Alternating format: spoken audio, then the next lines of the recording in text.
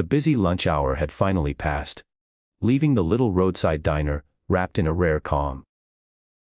The chatter of customers faded, until only the soft clinks of dishes remained. Warm golden sunlight streamed through the big front windows, scattering dust motes that danced like tiny stars in the still air. It felt like an ordinary afternoon. But for one woman, Clara Munro, a devoted single mother with wary eyes and a gentle smile, this day would become the turning point of her life. A choice she made in just a few fleeting minutes would cost her everything she thought she depended on, only to return more than she had ever dared to hope for.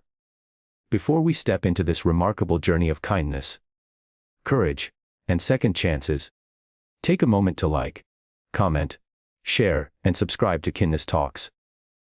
If you believe the world needs more compassion, your support helps spread these heartfelt stories to people who need encouragement most.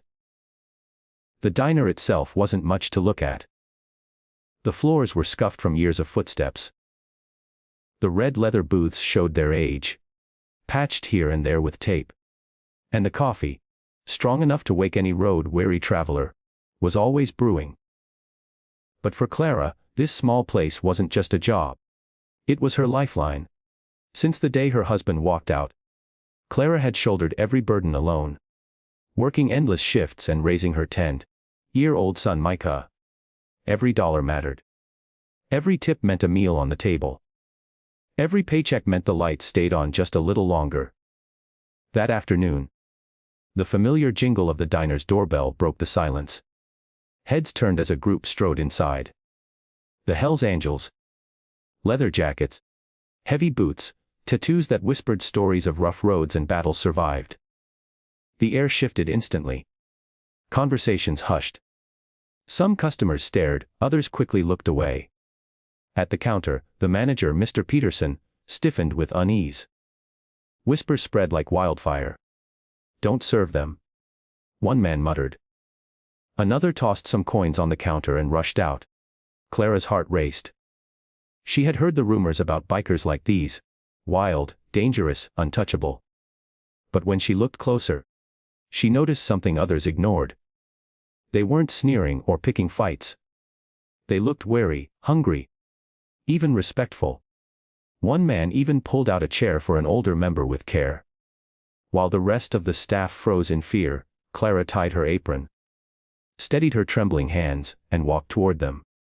She forced a warm smile. "What can I get you all today?" she asked softly. To her surprise, they answered politely. They said please and thank you. They cracked light-hearted jokes. One even admired the pie in the glass case. Clara treated them the way she treated everyone else, with kindness and sincerity. She slipped them extra bread without charging, refilled their coffees before they could ask, and served them as though they were old friends rather than feared strangers. But her small acts of kindness did not go unnoticed. From behind the counter, Mr. Peterson's face reddened with anger.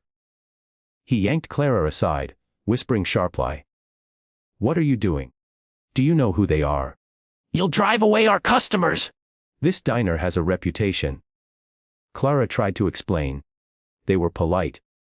They deserved respect like anyone else. But Peterson would not listen. When the bikers finally left, they quietly placed a generous tip on the table. More than Clara usually made in a whole shift. Yet despite that, her fate was sealed. That evening, as the last chairs were stacked on tables, Mr. Peterson handed her a thin envelope. "You're done here," he said coldly. "I can't keep someone who disobeys orders and risks this diner's name. You're fired." Clara stood frozen. Fired for being kind. For doing her job with a human heart. She tried to plead, but he turned away. The walk home felt endless. Each step echoed the fear in her mind. What will I tell Micah? How will we survive? That night, Clara tucked her son into bed, masking her despair with a brave smile. She gave him cereal with the last of the milk the next morning, promising she would figure something out. Inside though, her hope was fading. Who would hire a woman dismissed for such a reason? But fate had something else in store. By noon, a deep rumble shook the quiet street outside her small apartment. Curious neighbors peeked through curtains. Clara stepped onto her porch, and her heart nearly stopped. A long row of motorcycles lined the block, chrome gleaming in the sunlight. At the front stood the very same group she had served the day before. Panic flickered for a moment, until she noticed what they carried. One held a bouquet of wildflowers. Another carried heavy grocery bags filled with fresh food. Their leader, a tall man with weathered features named Hawk, stepped forward. His voice was steady but gentle as he spoke. "We heard what happened. You lost your job because you treated us like people. That ain't right.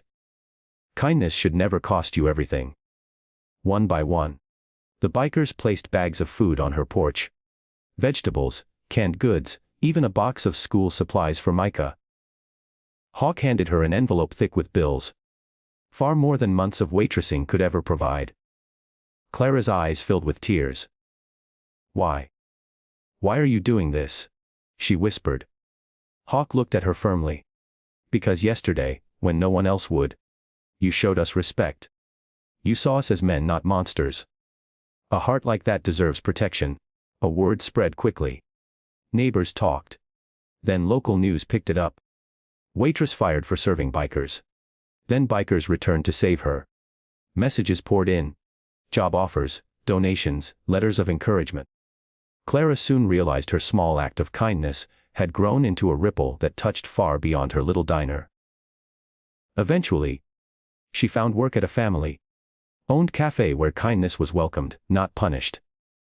Customers came not only for food, but to meet the woman who had once served the Hells Angels, with nothing but a smile. And every night, when she tucked Micah into bed, she reminded him of the truth she had learned the hard way. No matter what the world says, kindness is never wasted. Sometimes, it just takes time for it to come back to you. If this story of courage, compassion, and unexpected friendship touched your heart, please like, comment, share, and subscribe to Kindness Talks. Help us continue spreading stories that prove kindness can change the world.